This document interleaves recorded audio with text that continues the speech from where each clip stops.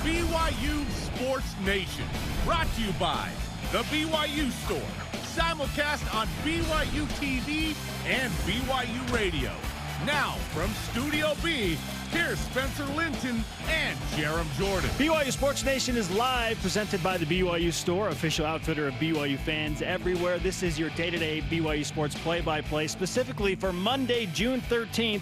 Wherever and however you're connected, great to have you with us. I am Spencer Linton, teamed up alongside a man who is all offense and rarely defense on the basketball court all the time, Jerem Jordan. Says who? There was at FIBA put out a graphic that said, name this player. It's like all offense, like 2 bars of defense out of 10. So which BYU basketball player is this? We love our guy Jimmer. Here's what happened. He was so good on offense. Mm-hmm. They would have him chill on defense a little bit. But he got 1 million steals. He's like top 5 or something in steals. Because sometimes Jimmer stole the ball. But other times, Jackson would poke the ball out, and Jimmer would get it and go on a fast break. Yes. So, technically, Jimmer's one of the greatest defensive players in BYU history because he's like top 10 in steals. All of the steals. That's the argument for Jimmer Fredette. But steals are weird because if you don't possess the ball, you don't get to steal. It's kind of weird. It's kind of a weird stat. But, yeah, all offense, no defense. Dirk Nowitzki, tweeted out, like, I don't even play that much defense. I'm not worthy of 2 bars. I'm not even that guy. Yeah. I think the easy default in the NBA today is a guy like Steph Curry, but now there are people that are coming to the defense, no pun intended, of the defense of Steph Curry. Maybe he's 3 bars. I don't know. Yeah, only 2 red bars there, which is pretty funny. Yeah, it depends what your team needs. Like for Jimmer Fredette, it was we need all of the offense you can muster, and then just don't be a liability on defense. That's what it was his senior year. Jimmer? And I think it worked. Hey. When you have the all-time steals leader as the other running mate in the backcourt, you're good, man. No offense for the offense. Total offense. Versus defense. Total offense. And no reason to get defensive about this Monday show lineup. It's a winner's mentality. What type of winning do you expect BYU football to do in year 1 of the Big 12, and which 9 teams do you want on the schedule and 4 teams off the schedule? We'll discuss all of that. Plus, Trent Pratt, the new head baseball coach of BYU. Take away that interim title. He is now the official head coach. He will join us to talk about what a wild ride that's been to the official position. And Jamie Shepard of BYU Women's Soccer on the show, not to mention a couple of national championships over the weekend. Ho-hum. We'll get to all of that in today's BYU Sports Nation headlines. Cincinnati, Houston, and Central Florida announced they're leaving the American Athletic Conference, joining the Big 12 with BYU next summer for the start of sports in the league in the fall of 2023. They will pay an exit fee to get out. It's a lot of money. The Big 12 will feature 14 teams in 2023, and Brian Davis of the Austin American-Statesman reports a high-ranking source at Texas tells him that 2024 is more realistic for Texas and Oklahoma to join the SEC, meaning if that happens, 2023 could be the only year with both BYU and the new 3 of the AAC and Texas and Oklahoma in it. We will react to this coming up.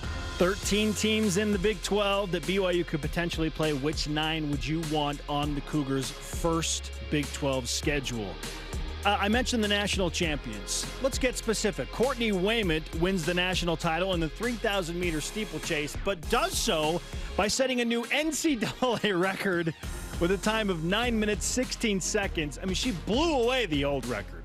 Courtney's 3rd individual title of career, and not to be outdone, Ashton Reiner, carrying the BYU Sports Nation karma, as was Courtney Wayment, wins the national championship in the javelin with a throw of 58.24 meters. This is the first men's or women's javelin title in school history, and the first women's outdoor field title in 30 years. Got to go all the way back to 1992. It was their first throw. And then everyone else threw, and it just wasn't good enough. It only takes one.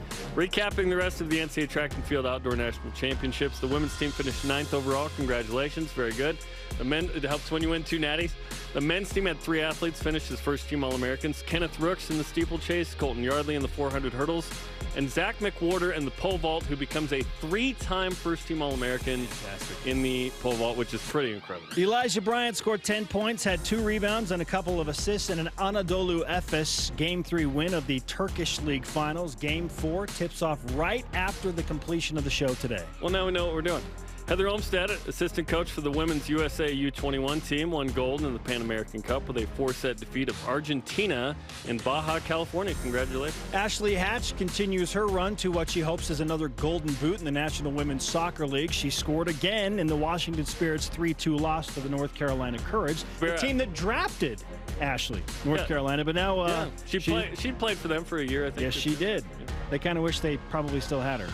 Whatever. Probably cost too much. Too expensive. Former Cougar Taylor Sanders teamed up with Taylor Crabb. They are one win away from clinching a playoff berth in the FIVB Beach Volleyball World Championships in Rome, Italy. All rise and shout. It's time for What's Trending. You're talking about it, and so are we. It's What's Trending on BYU Sports Nation. What's Trending, sponsored by BYU Food to Go, the MVP of your next event. It's a Big 12 bonanza. And now we think we know that there will be 14 teams for at least 1 year. We'll see what Texas and Oklahoma do. But as Jerem reported, the word has it that Texas and Oklahoma will be 1 year and then gone to the SEC. So the Big 12. I didn't report that. I just read it. Yes. The Big 12 is set for 2023 with those 14. Yep.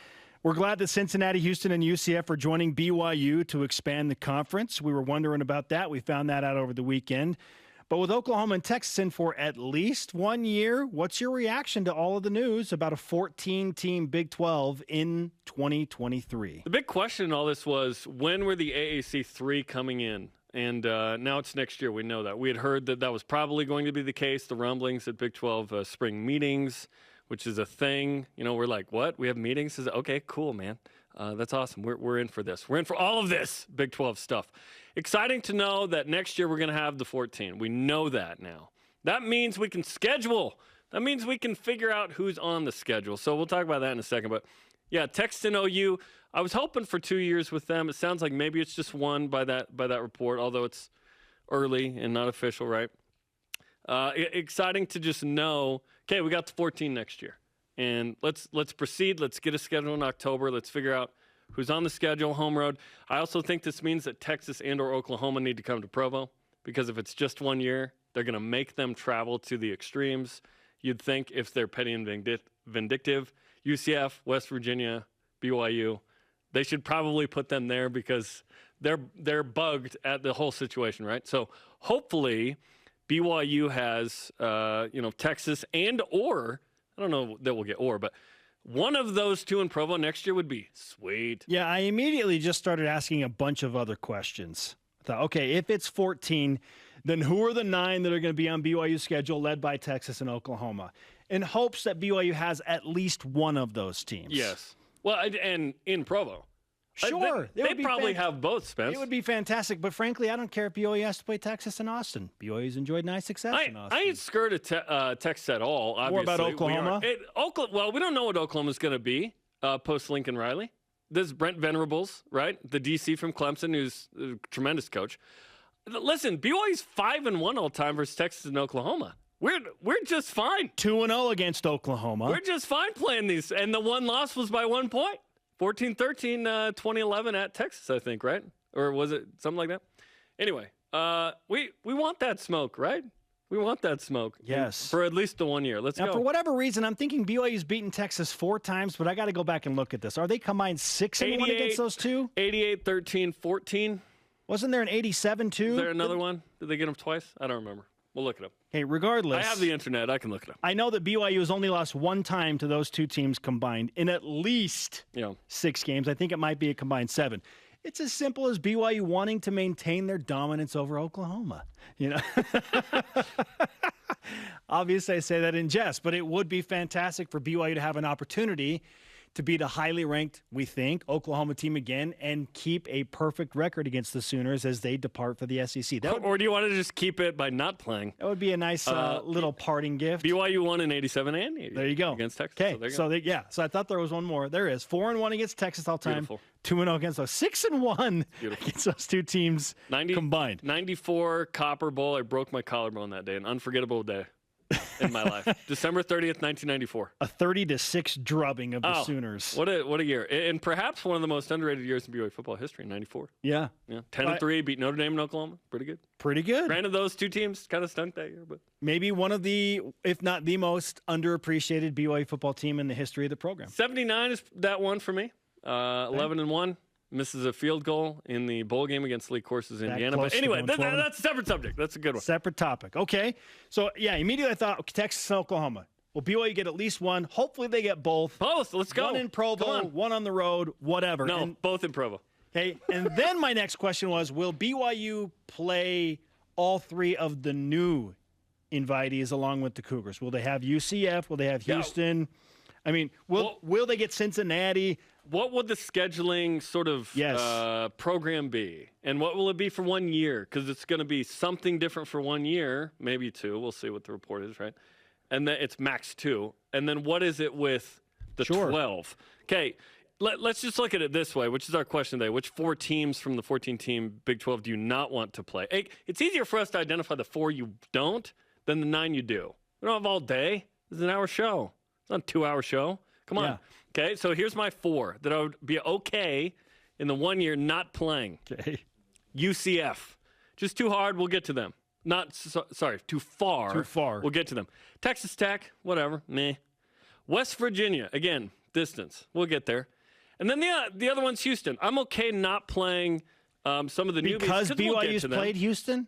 Is that why? No, I think Houston's really good too. Like that first year in the Big 12, yes, I want the smoke, but I also want BYU to have a record above 500 in the first year. Again, going into next year, if this year's what we think it is, BYU's going to lose 8 of its top 10 players. It's going to be an awesome thing to see them go to the NFL. Hopefully BYU wins 10, 11 games, whatever. If this year goes well, BYU's going to have a talent dearth next year. Hopefully they replenish as much as humanly possible. But the reality is that first year in the Big 12, it's going to be a challenge regardless. If this team was in the Big 12 this year, now we're talking, dude. But it's gonna be a challenge. So I'm okay with those 4 not being there. Now, I included Kansas because I want a guaranteed win. You want to beat Kansas. You want to feel good about a guaranteed win? Yes. Watch Kansas just go gangbusters. This isn't the Kansas that was ranked in they become really good all of a sudden. No. Okay, so the 4 teams I don't want on the schedule. Yeah, for me it's more about the idea of BYU having to travel far distances. And so, automatically I went West Virginia, Cincinnati, and UCF. Yeah. Just distance alone. That was a good time to play Cincy, by the way. They just lost 9 NFL draft picks. Yeah. I mean, I like in a year, obviously. Maybe. I like the idea of BYU facing all of these teams in conference, but if we have to get rid of 4, it just makes me wonder, what are they going to do with that first year? Because we've heard all about pods and potentially divisions, but divisions are feeling way more unlikely. They haven't gotten rid of the divisions technically, but they haven't declared new divisions. Would it be better for the Big 12 to hold on to divisions for the 1 year that they have more teams, and so you just have 2 7-team divisions?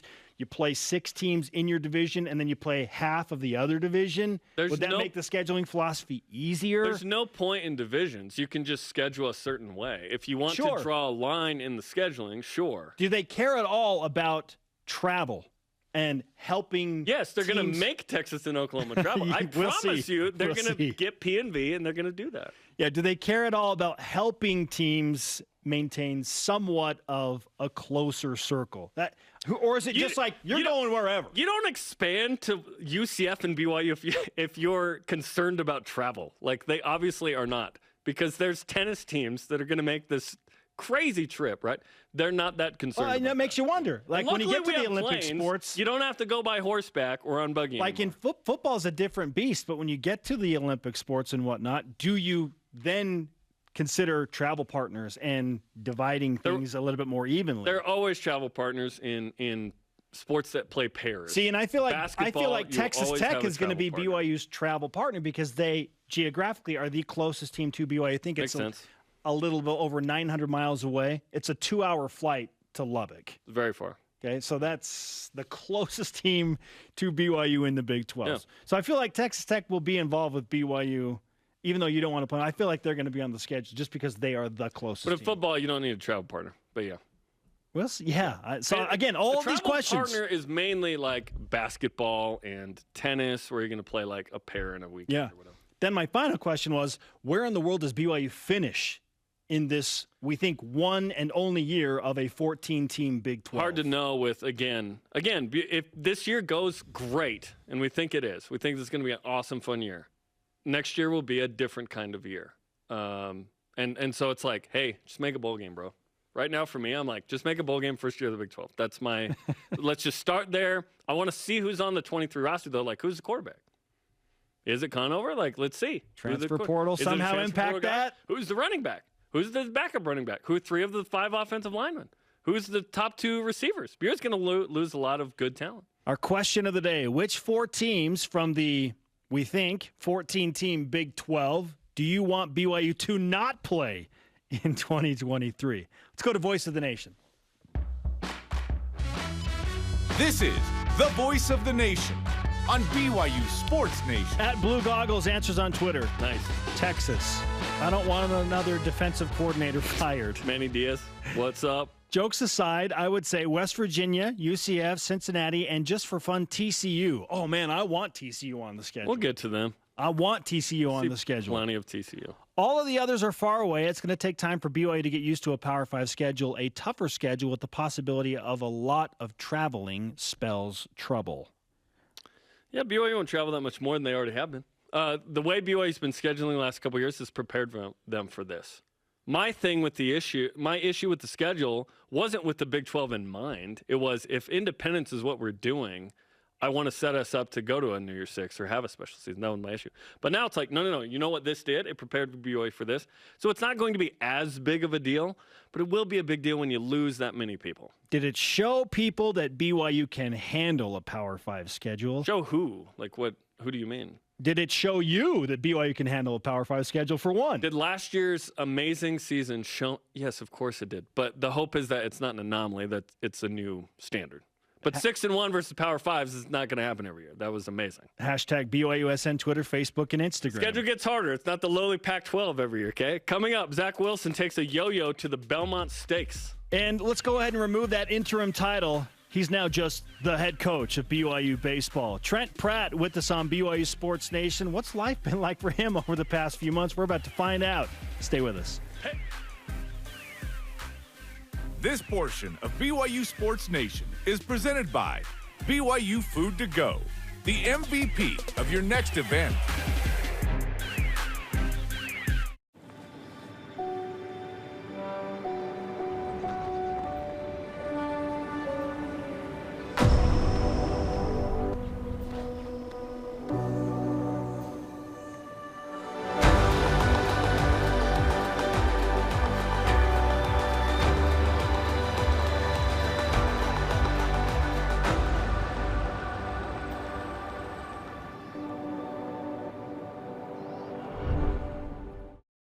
They prefer to be bringing the heat, getting set for success, demonstrating their drive. But when their blood and sweat turns to tears or anything else, we lay the groundwork for BYU's athletes to hit the ground running again, and you as well. Intermountain Healthcare, official medical provider for BYU Athletics. Professor Rock here. The Food Nanny.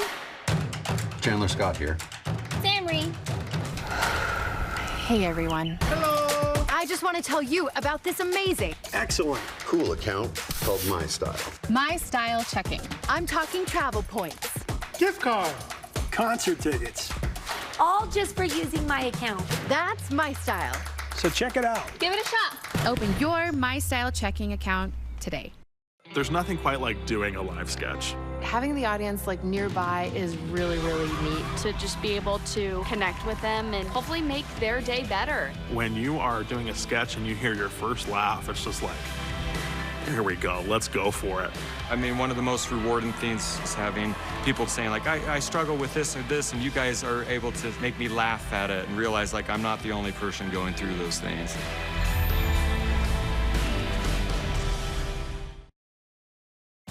BYU Sports Nation is presented by the BYU Store, official outfitter of BYU fans everywhere. Check out Deep Blue Volume 3 featuring Alex Barcelo, Cody Figure, Gideon George, and others Friday this week, noon Eastern on BYU TV and BYU Radio. We are live at Studio B. This is your day-to-day BYU Sports play-by-play. I'm Spencer Linton alongside Jerem Jordan. We now welcome in the new, but not so new, but by the terms, new head baseball coach of BYU, Trent Pratt. We know you. You've been around forever. What's up? You just got the job title change, and we wanted to wish you congratulations first and foremost. Oh, thank you guys. I appreciate it. What was that like to receive that call? Where were you? How did it happen? And what was going through your mind?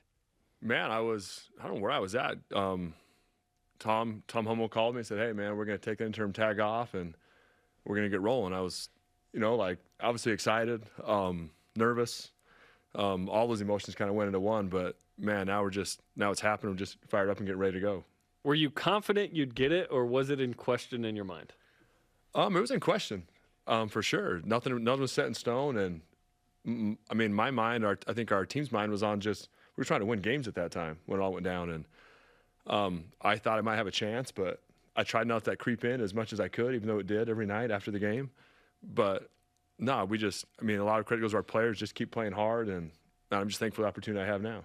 Okay, I can't believe it's almost been a decade since you were at BYU. You and I got to BYU in the same year, 2013. Obviously, you with baseball, me here at BYU TV, and I'm thinking, man, it's been almost a decade, but here you are, now you're the head coach. Because the interim tag is removed and you were an assistant, do you get to add one more player or one more person to your staff, or how is that going to work? Yeah, we'll add one more.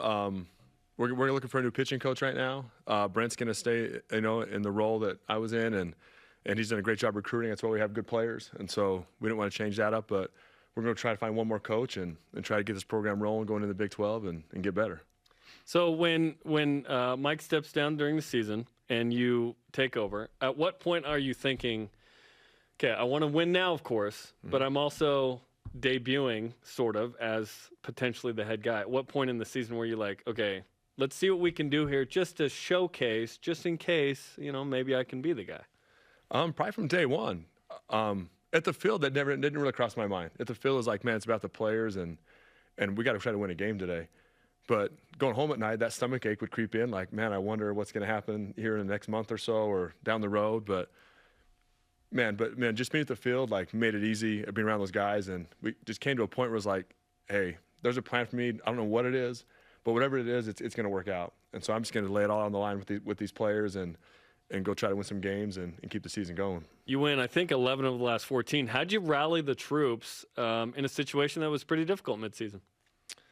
I don't know. We did a whole lot different. We just tried to love them and tell them we were there for them, and luckily we have awesome kids that kind of rallied around us. I think the credit goes more to them than it does us. It's easy to stand there and maybe put on a sign or tell guys what to do. It's hard to go do it. And so the credit goes to the players and the other guys on staff to help us kind of get through that. But, man, I can't take credit for that. That's those guys in the locker room that rallied around each other, really, and said, hey, we're going to go do this. And, man, credit goes to them. Trent Pratt is on BYU Sports Nation, the head baseball coach of BYU. We naturally, as human beings, especially those in competition, we seek progression. Like, want to get better, you want to move up, you want to get promoted. So when in your mind did you start thinking, yeah, I'd like to be a Division I head baseball coach? Was it when Mike left, or were the aspirations always there to get there at some point? Oh, the aspirations were always there. I had a chance to interview 2 other times for head coaching jobs and didn't work out, but it was okay. I loved where I was at. I loved BYU, and I think the thought was, man, do I want to be a head coach? Yes. Could I be an assistant for BYU forever? Probably.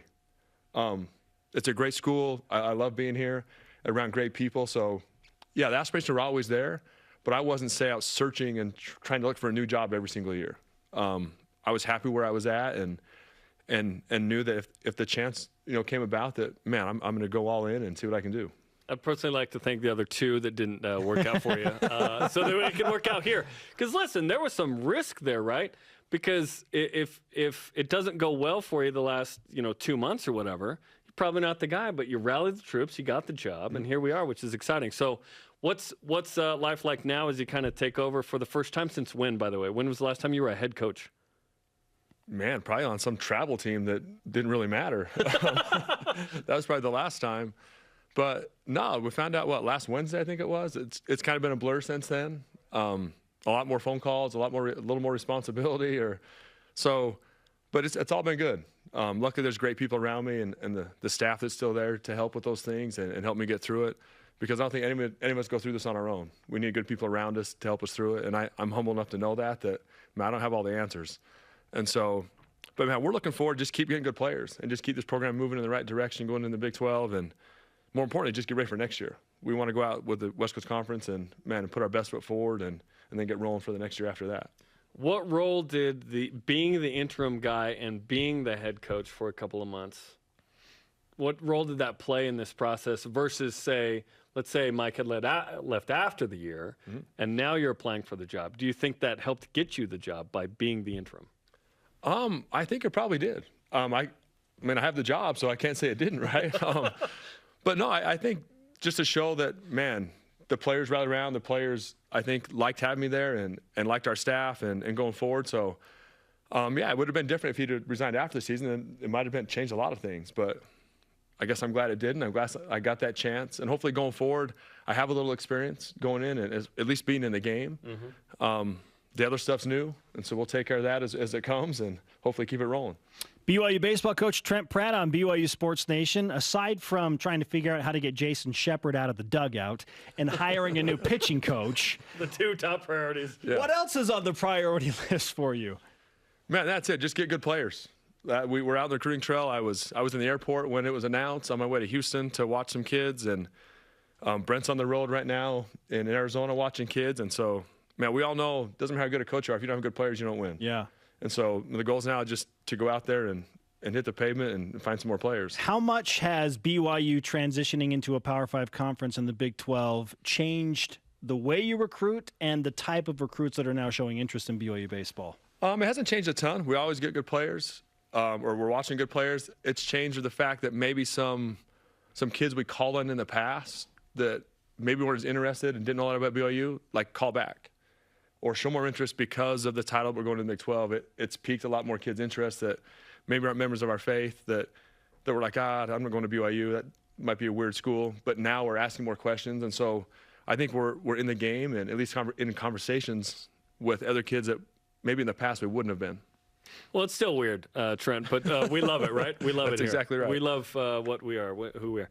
Okay, so the Big 12 in baseball. This is a very good league. This is a very good league. What does BYU baseball need to do to be ready for that league? We got to get a lot of depth on the mound and just more depth in every position, probably just like football and every other sport. I feel like our frontline guys, we played Oklahoma State this year and played them good and were close games. They might have had a little more depth than us in certain spots. So it's just, continue to get better athletes at every position and let them compete and battle and take it to the field. Now, in certain sports, BYU is not going to really recruit that much differently. Like women's soccer, BYU is still going to get the best athletes who remember the Church of Jesus Christ of Latter-day Saints, who are primarily from Utah and California and Idaho and whatnot, Nevada. In baseball, how is that going to work in your mind in terms of, does the Big 12 change your recruiting base that much? You mentioned certain guys are answering the phone that didn't before. Does it enable you to get some of the top LDS talent that you weren't getting before and others? Is that the hope? I think so. I don't think our recruiting is going to change a ton. Like, our base is always going to be like every other sport here. We want the best LDS kids to come to the school, no matter where they're from, where they're at. And we want to win the state of Utah. We want the best players in the state to come to BYU. And then hopefully you sprinkle those in with some other kids that maybe we didn't have a chance with before. You sprinkle those kids in with the kids we're already getting, and, man, I think that's a good recipe for success. Let's take a look ahead at next year's roster. What type of team are you bringing back with the departures of some key figures in your previous season? Well, we like our team coming back. The draft's coming up here in the middle, end of July, so we might lose a couple arms to that. But offensively, we return, most of our lineup back. And so I think you look for an experienced team that is going to play hard, and hopefully we get some guys healthy. We lost Andrew Pintar for the year. Cole Gamble's out 6 weeks. And so you kind of look back at our year last year, and you take our two best offensive players of our lineup, made it a little hard for a while. And luckily some guys stepped up and down the stretch and helped carry us. But I think coming back, that lineup's going to be a lot better. Everyone's a year older, more experienced, and, man, they're excited and ready to go. And so I think we'll have plenty of guys on the mound still. We'll have to go get one or two this summer, depending on what happens with the draft. But, man, we're excited about our team next year and the chances we have to go and win the West Coast Conference. We've seen this in women's basketball. You certainly can't assume that you have the same team from year to year with Shaylee Gonzalez in the portal, right? What's it like as the new guy to have to recruit your team back? And because the portal exists, it's a year-to-year deal here now. It is. You just hope that you do a good job and you have success where those kids don't want to leave. And we've been lucky that way. We haven't had many kids go in the portal, and so hopefully it stays that way. I think it speaks volume to our staff and BYU itself that, man, kids want to be here.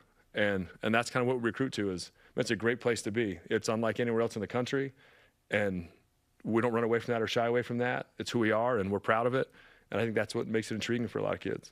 Coach, you mentioned a couple of names that are garnering some big-time interest as the draft approaches. Who are the players that are picking up the most interest from potential Major League Baseball suitors? Yeah, there's quite a few. We got Cy Nielsen and Cooper McKeehan, Nate Dowley. You saw our pitching staff this year and what they did. And when Nate throws 97, it's hard not to notice. That's exactly. Nice. And he's not small. He's big. You know what I mean? So Reed McLaughlin, there's a chance we could lose 4 or 5 of those guys. But, there's guys waiting in the wings that maybe didn't get a pitch as much this year. They'll be ready to go next year. And who in the field will be draft prospects as well? I don't know if we had many position players like as far as the draft goes this year that are draftable. For those that don't know, if you go to a D1, you got to be there at least 3 years. 3 years, yeah. So or B21. There's a couple guys that could gain some interest here if they play good in the summer. But as of right now, we expect most of those guys to be back. Okay, good to see. Hopefully Penny back and yeah, it's fantastic. Get him healthy and get him going. All right, I joked about Jason Shepard. Do you have? Do you have a memorable Jason Shepard story? What was your first impression of Jason Shepard when he entered as the dugout reporter? And now that you're the head guy, do you change any of that? Well, before I had to deal with Shep that much. I mean, he was at the end of the dugout, so I didn't really notice him. But now that I'm there, no, Shep's great. We love having him around, and he does a great job on the radio when he's with us, and then in the dugout. Man, he loves our program. Yeah. And that's the cool thing is, man, he brings some energy to us, and he loves being there. And I think our players notice that, and I notice that. And so, man, he's great to have around. Amen. Yeah. Amen to that. Hey, we feel the same way around here. Absolutely. Coach, congratulations again on the new old position, but the new position. Yeah, no, thank you guys. Thanks for all you guys do. Have you moved into the office yet, by the way? Not yet. Okay, that's this week maybe. This week sometime. I was gone last week, so maybe I'll have time this week to do that. Awesome. Okay, coming up, Jamie Shepard of women's soccer joins us. Talk about the upcoming season after the Final Four. And was Courtney Wayman's national championship record-breaking performance the best performance by any BYU athlete this year? This is BYU Sports Nation. I know what it's like to be overlooked, to be doubted, to fly under the radar. I only had one offer coming out of high school, but I was ready for every moment, every opportunity, and every shot that I got. Now I'm playing professional basketball, aiming to be one of the best shooters on the planet. And I'm just getting started. Be ready for your moment with Rapid Reboot, the future of rapid recovery.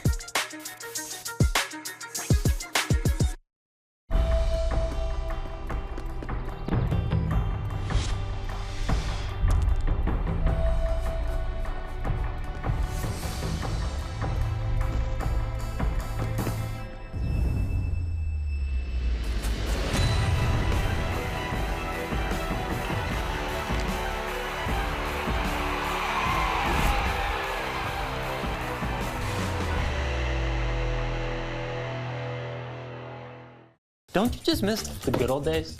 Back when you thought being an adult would be the greatest thing ever. But then, before you know it, you have car payments, student loans, credit card debt that doesn't even include the mortgage. That's when my loan officer suggested a debt consolidation refinance. And just like that, I'm debt-free and I'm on track to pay off my mortgage in just 11 years. Take back control of your adulthood. Hey. Find out how he did it at intercaplending.com/debt-free. Turn TV time into together time with the BYU TV app. Watch all your favorite shows when, where, and how you want. This isn't like a practical joke, is it? No, sir. Immerse yourself in stories with all the feels. Go on uninterrupted journeys of discovery and see families coming together while watching with your own. See new and original content, all for free on the BYU TV app. BYU Sports Nation is brought to you by Maersk, enabling global trade for a growing world. Follow BYU Sports Nation on our social media platforms, Facebook, Twitter, Instagram, YouTube, TikTok, and whatever else emerges here in the next couple of years. We'll be there. He is Jerem Jordan. I am Spencer Linton. It's time to whip it. Cougar Whip Around presented by Maersk, your integrated container logistics company enabling global trade for a growing world. Courtney Wayman broke an NCAA record in the steeplechase en route to a national championship. Amazing. It was the NCAA record, the college record, the BYU record, the record on this earth or any other by a collegian. It was amazing. Did she just have the best individual performance by a BYU athlete this year? Well, with what you just set up, what's better? What's better? What's better than that? Absolutely. You won the Natty and you broke an NCAA record in doing so? Come on. I mean, unbelievable performance. That is the greatest individual performance by a BYU athlete this year. And we're talking about multiple national champions this year in cross country, 2 in the same day. We're talking about Ashton Reiner. We're talking about Jaron Hall and Tyler Algier and Alex Barcelo Hunter and Mance Shaylee going Gonzalez back as the national Michaela champion. Coulihan and like a million of these. Unbelievable. Yeah, that tops the list. It's the number one. That's why I, sent out like 7 tweets about it. It was incredible. It's like Ramses Arms, the number one. All right, Jerem, on to college football. The 2022 Phil Steele College Football Magazine recently released, and Mr. Steele has BYU as his 10th best offense overall heading into the upcoming season. Does a top 10 offense guarantee another 10-win season for BYU football? Oh, yeah. No, if BYU's in the top 10 in offense, they'll win 10 games. That will equate. The defense will be better than last year, and so it's all good. The only way it doesn't push to a 10-win season is if the defense, for some reason, which we don't think is going to happen, took a step back, because last year they were number 79 in the SP Plus projections. There's no way they're BYU's a mid-tier defense and a top 10 offense. They're going to win 10 games again in 2022. Lindy's Magazine ranks BYU's O-line as the 4th best, while Phil Steele has BYU as the 7th best. Which one is most accurate? Clearly the one that has BYU as the better offensive line. Yeah, 4th. Yeah, Come totally. on now. Like Come on. Notre Dame and Baylor and Oregon are all top 10 as well, so there'll be some fun matchups there. I'm just happy to see both of those respectable, publications with BYU as a top 7 offensive line. That's pretty cool. Like, we've been singing their praises. The D-line's probably ticked. They're like, what about us? Well, Kalani Sitake said, look, everyone talk about the offensive line. It's just going to make my defensive line perform better because they're just sitting there not getting any respect. You know how you get respect? More chaos, more sacks, more tackles for less. Let's go. Dr. Billy Nixon, the Director of Football Operations for BYU, tweeted the following, defending the use of both Navy and Royal for BYU football's uniforms. Are you a fan of keeping both shades of blue, Jerem? And again, I'm going to read the tweet. Since 1922, Navy and Royal have nearly been equally used by BYU football. Both shades of blue are an important part of BYU's rich tradition. Both are going to be part of our future. What do you think? Yeah, there's a lot of Pantones to go through. So, yes. No, we're good, man. Jerseys are swag. Jerseys are sales as well for the fans. Yes, all of it. I'm good. I like Royal more than Navy, but I also like Navy. I'm all about alternates. In our day and age, it's like, the more uniform combination possibilities, the better. I wish we were Oregon, where every week it was different. Like, we're close to that. Last year was fun. BYU's getting close to that, yes. Yes, absolutely. Frankly, Oregon has some really, really bad, outlandish uniform styles, but hey, they're Oregon. They do what they want. To succeed, you have to fail sometimes. We had the bibs. At BYU Helmets tweeted some Rock bottom. Yes, that was the bottom. Apostasy. Tweeted some helmet concepts claiming throwback helmets will be used against Arkansas this season. Ooh. Would you be okay with a helmet like this sometime this season? Sure. Why not? Why not? I'm all about alternates. I just got done saying I like options for BYU football. Let's give BYU some more options. Beat digger on the Y. That's fun. For what it's worth, I don't think that's going to happen. But, hey. That being what? This specific that helmet. logo? Yeah. Cool. I do not think that's going to happen.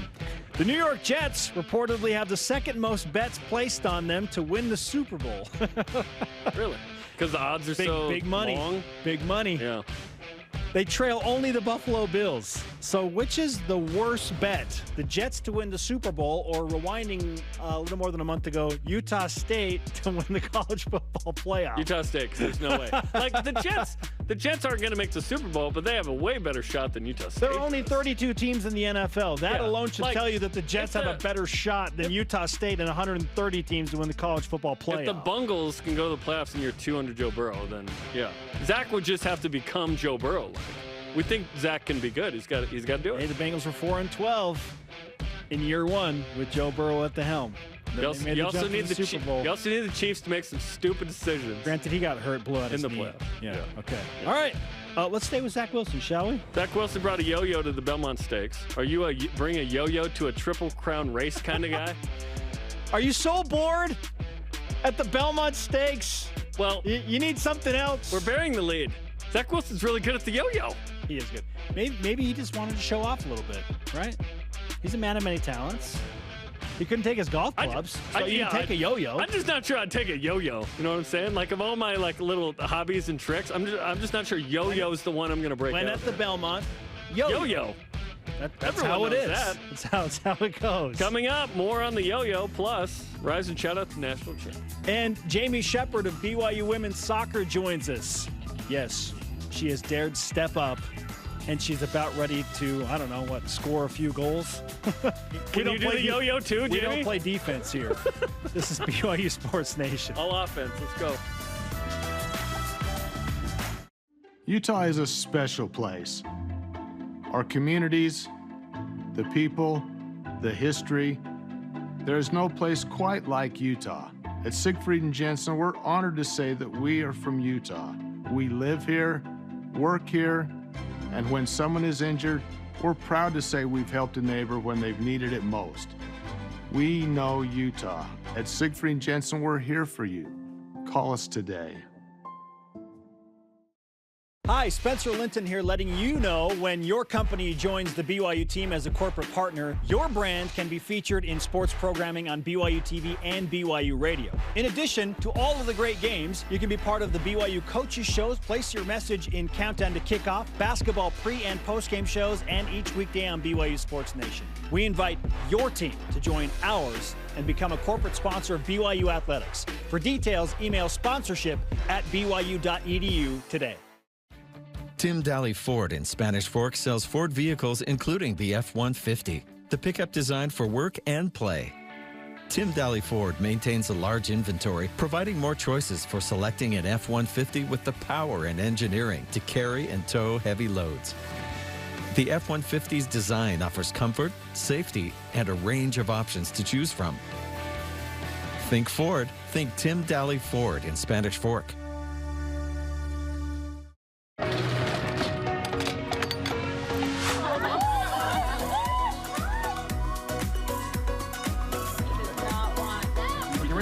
Take it in.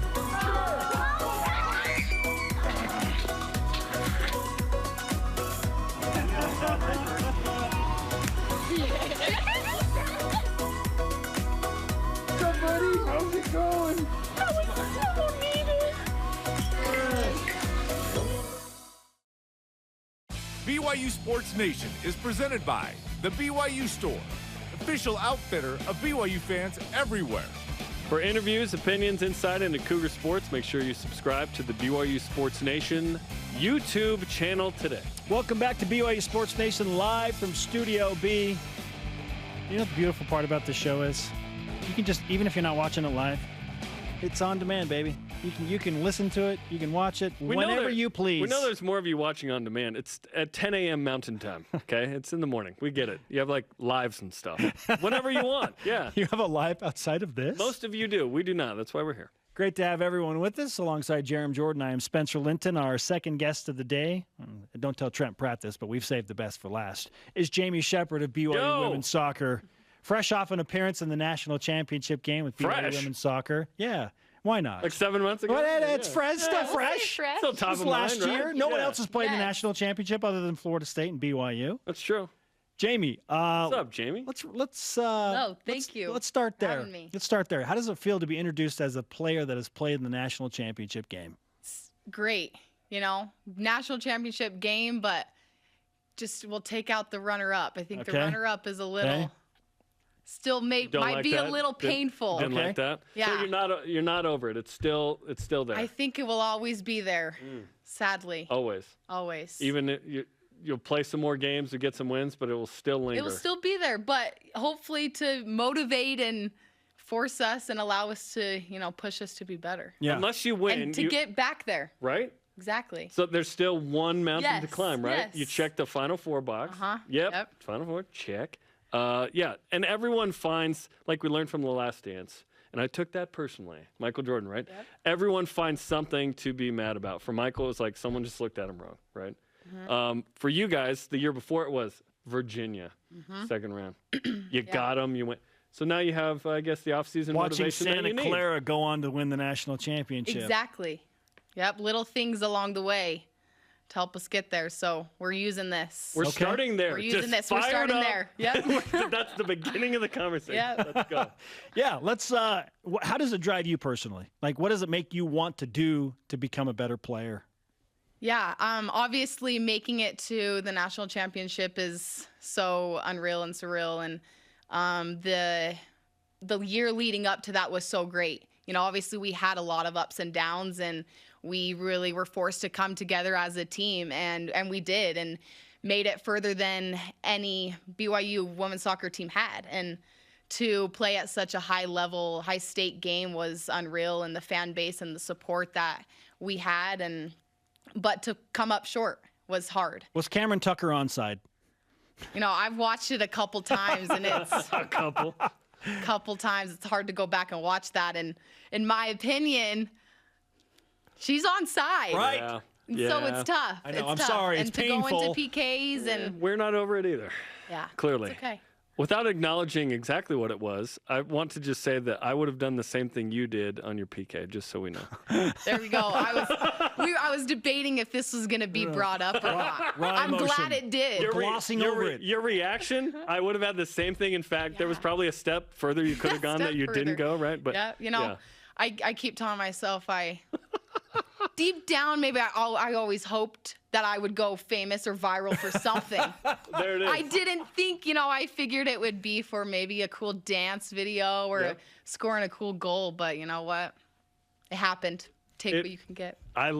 You reacted like we would react in that moment. Okay, let's talk about the schedule for next year, because it's loaded. Yes, Super excited. Especially at home. So first off, an exhibition game at North Carolina. That's pretty cool. So exciting. I don't think, correct me if I'm wrong, I don't think BYU's played there yet. I don't or think hasn't so. been down Yeah, there. So, I don't think so. Exhibition game, open up with North Carolina. It should be a fun, good, competitive match. And then home games highlighted by Colorado, Alabama, Arkansas, Utah, Santa Clara. That is special. Yeah, some fun games out on South Field, and we're excited to be out there in front of our fans. Is this your last year?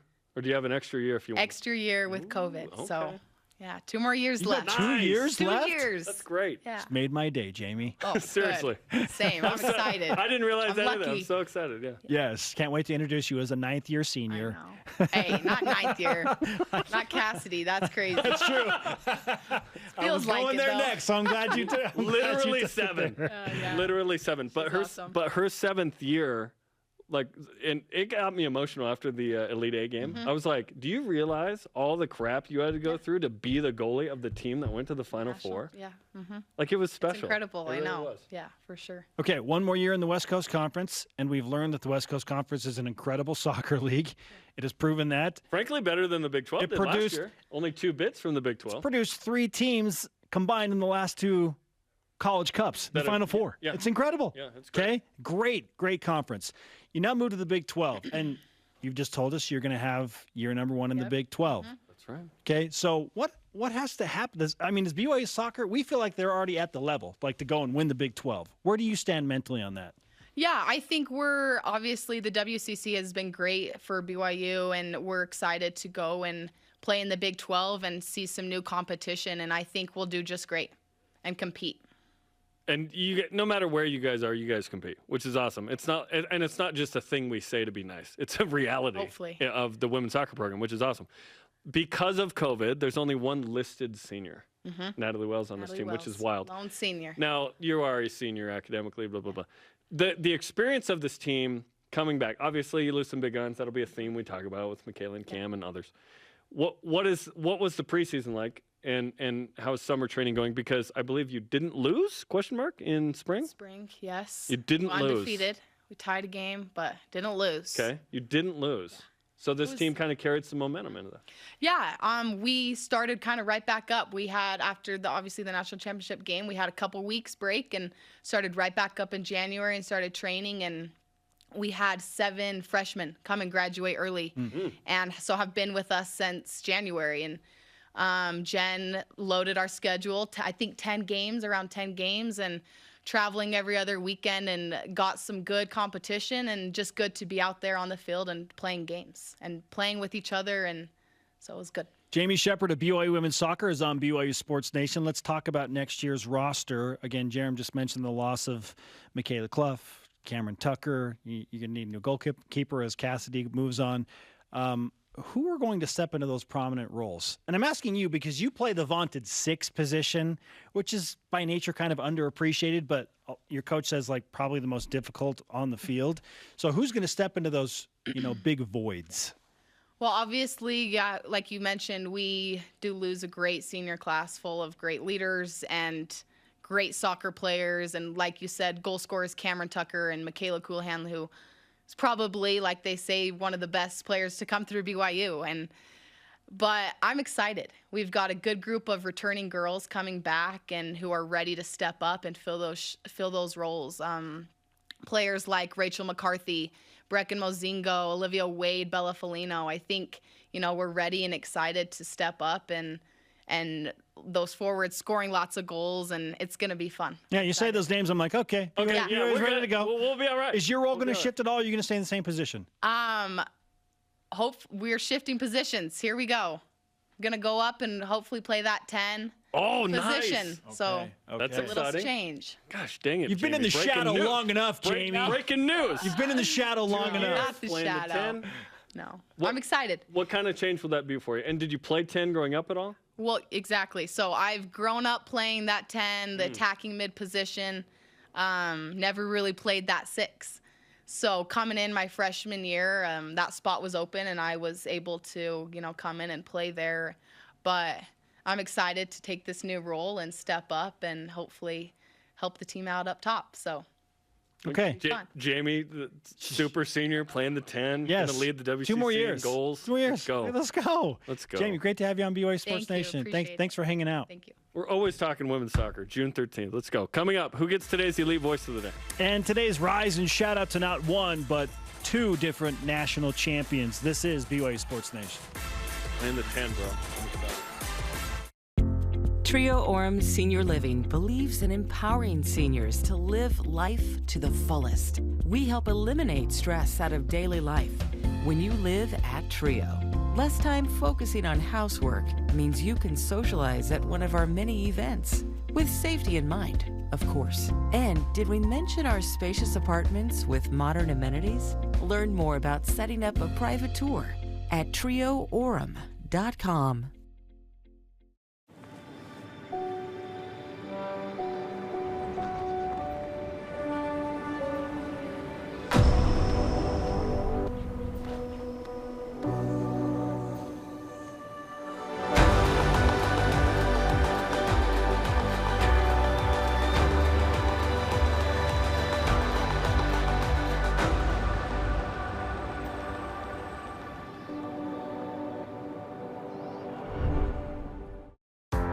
Every day, I help an animal walk again. 4 different vets told me that he would never be able to walk. Here's his leg. Oh my God, so She wants to move, and this device is allowing her to do so. This journey was almost impossible to get through. I just knew he would walk. I knew the obstacles that we had to overcome, but I didn't know how we were going to put the pieces together to accomplish all those things. It's the hardest path to go down, and it's all the more rewarding. You can see the trust. You can see the connection in her brain forming. Just because you're different and you're not the way you used to be, it doesn't mean life's over. Every single step, it's doing exactly what I want. I knew we had to try everything. I think Derek's help will mean that she has a better quality of life. It's a labor of love. You know, you don't give up when it gets hard. The coolest things have happened. So Animals can lead you down a cool path. Best is yet to come. It is. It's only going to get sweeter. This portion of BYU Sports Nation is presented by Mountain America, the official credit union of BYU Athletics. BYU Sports Nation is always available on demand. Download the BYU TV and BYU Radio apps today. Download the pod on your favorite new podcast platform. Please subscribe, rate, and review. Our question of the day, which 4 teams from the projected 14-team Big 12 in 2023 do you want BYU football to not play? If they're going to play 9, you got to pick 4 you don't want to see on the Cougars' inaugural Big 12 schedule. Yeah. Okay. Clyde Livingston on Twitter says, quote, Bob, no last name needed, can pick for me. Okay, Bob Bowlesby, right? Bob. Because it's just Bob. We don't need to say Bowlesby. Just Bob. Okay. Mm-hmm. Otherwise, it's the Zach Wilson headband again. Any team, any time, any place. Can we please have a week of prep, though? I don't want to leave on Wednesday. Yeah, can we not drive? Can we not play a ranked team on the road on 3 days preparation? Please no. Okay, you got to travel over 2,000 miles. You know what would have been nice on a mission? 3 days preparation as well. Just not even a full day. Why can't missionaries have a full day off? Can we talk about that? Why do they start working at 6? Listen. My column.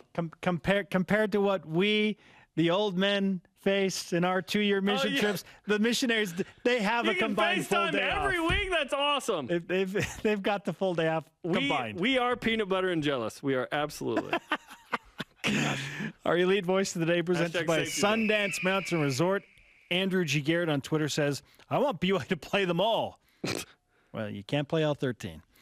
But if I have to choose 4, they would be Houston and UCF. BYU recently beat them both, and they don't feel like classic Big 12 teams yet. Okay. No. Houston's awesome. Like, Houston finished top 20 last year. Well, I mean, just saying, like, BYU recently beat them both. Like, it's like, give me something new. Houston is really good. Sure. Like, they're going to be amazing. Then West Virginia and Iowa State. These teams are far away from Provo and don't feel like natural rivals yet. Iowa State's not that far away. You want to talk about distance? Cincinnati, West Virginia, and UCF are the teams that are out there. Yeah, they're out there. BYU's out there to everybody. Yeah, Ames, Iowa is not as far away as you might think it is. Cincinnati is a lot farther than Ames. Also, at what point do we start cracking jokes about the cities in the Big 12? Now that we're in and good, can we start? Is that a thing? I think you have to play in them. You have to visit them and play in them before you can adequately tease them. No, you don't. Come on, man. I don't have to go to every city in Wyoming to make fun of those cities in Wyoming. I was in Stillwater about a month ago, and there's not much there besides Oklahoma State. Yeah, Stillwater's an interesting place. There's more to Provo than BYU, which is the nice thing. You ever seen them mountains? Yeah. How much you bet I could throw this here phone over them mountains? All right, Uncle Rico, let's do today's Rise and Shout-Outs, presented by Mountain America, the official credit union of BYU Athletics. We would have won a national title, no doubt, just like Ashton Reiner and Courtney Wayman. Congratulations, javelin, steeplechase, and to all the BYU athletes that did really, really well at outdoor track and field national championship. What a weekend. That was so fun to follow and watch. Yeah, both of them are going to be on the show tomorrow, by the way. Yes, the national champs, back-to-back tomorrow on the show. Trophies. Our thanks to today's guests, Trent Pratt, BYU Baseball coach, and Jamie Shepard of BYU Women's Soccer. Sorry to Dennis Pitta, ran out of time. For Jeremiah, I'm Spencer. Shout out to Joshua Rohatinsky. We'll see you tomorrow on BYU Sports Nation. Go Cougs. Look at that.